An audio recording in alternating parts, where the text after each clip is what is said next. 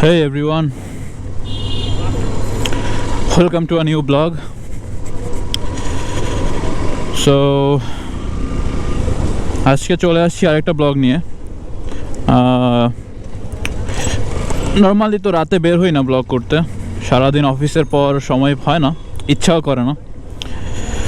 তো ভাবলাম আজকে একটু বের হওয়ার পিছনে কয়েকটা রিজন আছে।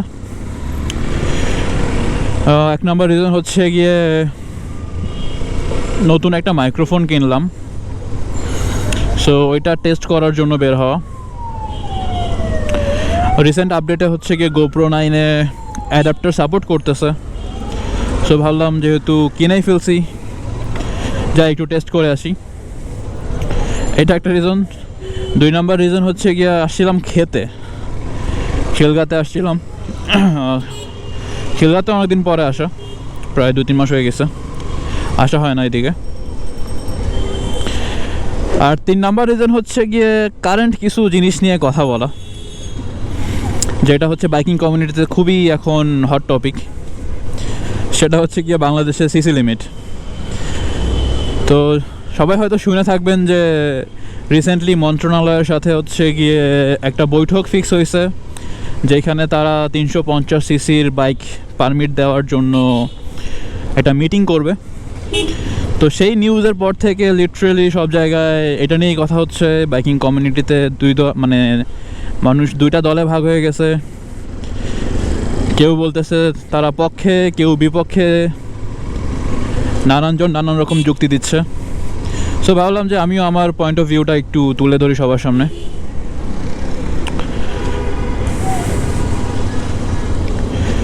সো মেইন কথা যেটা হচ্ছে গিয়ে আমি অ্যাকচুয়ালি সিসি লিমিটের পক্ষে, সিসি লিমিট তুলে দেওয়ার পক্ষে।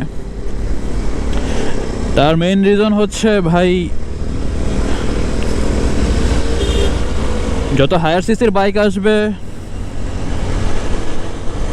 তার সাথে ওই বাইকগুলার ব্যালেন্স, পাওয়ার, টর্ক সবই কিন্তু বেটার হবে।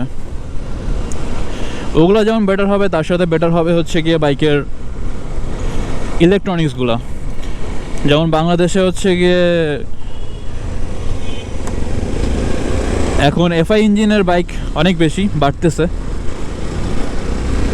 আগে খুবই কম ছিল, হয়তো R15, CBR এগুলোতে ছিল, বাট এখন কিন্তু যেমন FZS অনেক আগে থেকেই চলে আসছে FI। সো FI ইঞ্জিনগুলোও বাড়তেছে। এরকমই হচ্ছে গিয়ে ভালো সিসির বাইক আসলে এটার সাথে সাথে ইলেকট্রনিক্সগুলো ভালো হবে, ব্রেকিং ভালো হবে। যেমন হায়ার সিসি সব বাইকেই হচ্ছে ABS বাধ্যতামূলক। ইন্ডিয়াতে তো 150 সিসি সব বাইকেই ABS বাধ্যতামূলক, কিন্তু আমাদের দেশে সেটা এখনও কবে আসবে তার গ্যারান্টি নাই। কিন্তু হায়ার সিসি বাইক আসলে সব বাইকেই ABS থাকবে, তো সেটা অবশ্যই একটা ভালো সংযোজন, অবশ্যই বলতে হবে, খারাপ হবে না। তার সাথে যদি আরও বলি যে ইলেকট্রনিক্স বলতে বোঝাচ্ছি যে বিভিন্ন মোড, ট্র্যাকশন কন্ট্রোল আছে, রেইন মোড থাকতে পারে, রাইডিং মোড আছে অনেকগুলো। সো আপনি যেমন যদি অনেক বেশি পাওয়ার নিয়ে চিন্তা করেন যে আমি থ্রটল দিলেই উইলি হয়ে যাবে, সো ওই ক্ষেত্রে হচ্ছে গিয়ে ট্র্যাকশন কন্ট্রোল আপনাকে সেখানে বাঁচাইতে চলে আসতেছে। অনেক বাইকে উইলি কন্ট্রোল থাকে, সো এই জিনিসগুলো কিন্তু হচ্ছে গিয়ে হায়ার সিসি বাইকে থাকতেছে। 350 সিসি বা এই রেঞ্জের মধ্যে যে বাইকগুলো সেগুলোতে হয়তো এত নাই, কিন্তু তারপরে অনেক ভালো ভালো ইলেকট্রনিক্স কিন্তু এসব বাইকের মধ্যে আছে। আর অনেকে একটা জিনিস নিয়ে খুবই বিরোধিতা করতেছে, সেটা হচ্ছে গিয়ে যে টপ স্পিড তুলবে মানুষ, রাস্তা ভালো না। নর্মালি আমরা শহরে যারা চালাই তারা কিন্তু সবসময় টপ স্পিডে বাইক চালাই না, আমরা একটা নির্দিষ্ট গতিসীমা রেখেই বাইক চালাই, আর সবসময় টপ স্পিড তোলা পসিবলও হয় না। তো মানে হায়ার সিসির বাইক থাকলে যেমন হচ্ছে গিয়ে আপনি টপ স্পিড তুলে ফেলবেন সেরকম না।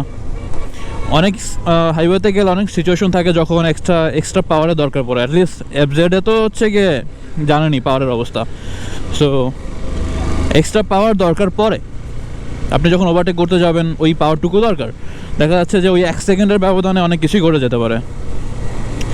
আচ্ছা, তো এইটা হচ্ছে কি আমার খুবই পছন্দের একটা কর্নার, যেটা আমি অলওয়েজই নিতে পছন্দ করি।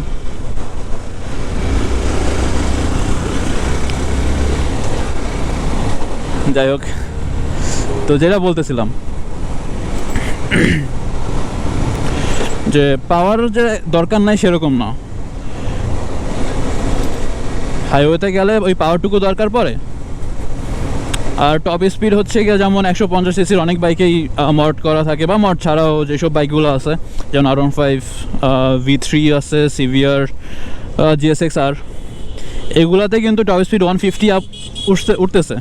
জিক্সারে কী বলবো, সিভিয়ারে হয়তো 140+ উঠতেছে। তো 150 সিসি বাইকে এত স্পিড উঠতেছে, এবং সেই স্পিড অবশ্যই ব্রেকিং যেটা আছে সেটা ওই স্পিডের জন্য বানানো না। হ্যাঁ, ব্রেকিং ওগুলোর অবশ্যই ভালো, কিন্তু ওই স্পিডের জন্য কিন্তু বানানো না। এখন 150 সিসির বাইকে আপনি যেই ব্রেকিং কন্ট্রোলটা পাবেন 150 স্পিডে, আপনি অবশ্যই হচ্ছে গিয়ে 350 সিসি বা হায়ার যে বাইকগুলো ওগুলোতে কিন্তু আরও বেটার পাবেন, বিকজ তাদের ব্রেক ক্যালিপার সবই কিন্তু ভালো। আর যদি কথা বলি টপ স্পিড নিয়ে, তাহলে হচ্ছে গিয়ে ভাই সব 300 সিসি বা 350 সিসির বাইকে টপ স্পিড কিন্তু এরকম 300 উঠে যায় এরকম না। যেমন R15 না, R3, যেটা R3 হচ্ছে গিয়ে 300 সিসির একটা বাইক, ওইটাতে টপ স্পিড 180 টু 200-এর মতো আছে। 200 আগে ছিল BS4 বা তার আগেরগুলোতে উঠতো, বাট BS4 বা BS6 যেগুলো আসতেছে সেখানে কিন্তু 180 উঠে, এর বেশি কিন্তু উঠে না। যেমন কী বলবো, RS200 পালসার RS200, ওইটাতে একটা সময় ছিল যখন BS4 ছিল, তখন দেখা যেত যে 180 পর্যন্ত ছুঁয়ে ফেলছে 200 সিসির বাইক, কিন্তু BS6-এ কিন্তু সেগুলোতে 150-155 উঠতেছে, যেখানে হচ্ছে গিয়ে R15 V3 মানে ইজিলি মানে টক্কর দিতে পারে ওগুলোকে। তো জিনিসটা হচ্ছে গিয়ে পাওয়ার যত বাড়তেছে টপ স্পিড তত বাড়তেছে না, এটা একটা ফ্যাক্ট। আবার যদি বুলেটের কথা চিন্তা করি, বুলেট টপ স্পিড কিন্তু খুবই কম, 110 থেকে 130, 350 সিসি বা এরকম বাইকের টপ স্পিড হয়। সো চিন্তাই করতে পারতেছেন যে 350 সিসির একটা বাইক, তার টপ স্পিড হচ্ছে গিয়ে মাত্র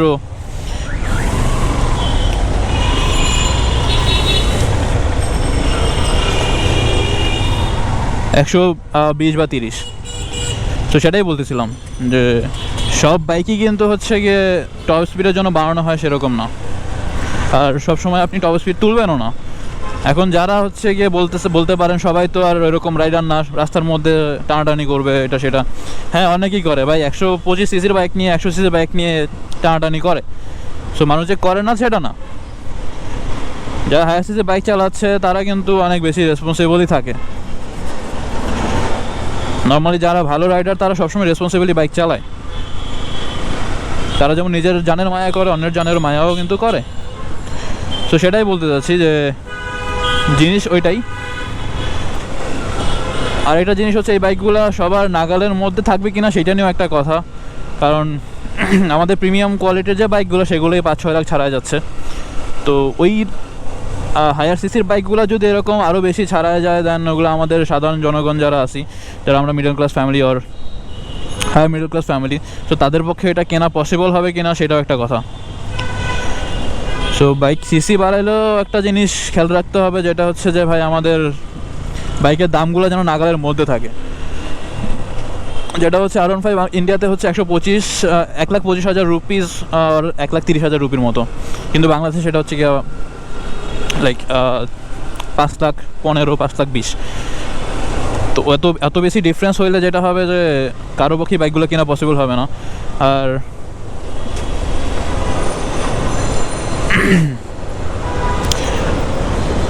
দেখা যাক তাহলে কি হয় সামনে।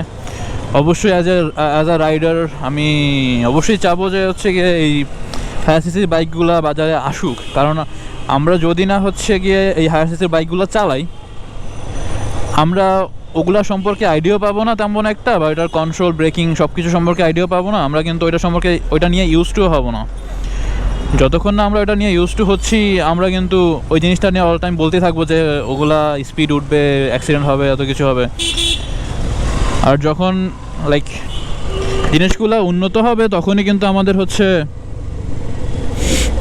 ইনফ্রাস্ট্রাকচার সব কিছুই উন্নত হবে আস্তে আস্তে। যদি আমার ভালো রাস্তার দরকার না পড়ে, ভালো রাস্তা কেউ বানাবে না। সেরকমই কথাটা, যে আমি তো স্বপ্নে বাইক চালায়া হচ্ছে গিয়ে আমি তো আর মানে ওই হায়ার সিসির বাইক কন্ট্রোল করা শিখে ফেলতে পারবো না। ওইটা আমাদের পেতে হবে, তারপরে হচ্ছে গিয়ে আমরা ওইটা সেন্সিবলি রাইড করে দেন ওটাতে ইউজ টু হব। তো এগুলো নিয়ে অ্যাকচুয়ালি অনেক কথা মাথায় ঘুরতেছিল। সো ভাবলাম যে একটু বের হই, ঘোরাও হয়ে যাবে, খাওয়া দাওয়া হয়ে যাবে, আর আমার কথাগুলো বলা হয়ে যাবে। সো কথা বলতে বলতে অ্যাকচুয়ালি বাসার দিকে চলে আসছি। তো যাই হোক, এই জিনিসগুলোই বলার ছিল আজকের ব্লগে। আর বেশি কথা বাড়াচ্ছি না, আজকে তাহলে এখানেই বিদায় নেই। সো ভালো থাকবেন, সুস্থ থাকবেন, আর সেন্সিবলি বাইক রাইড করবেন। টাটা।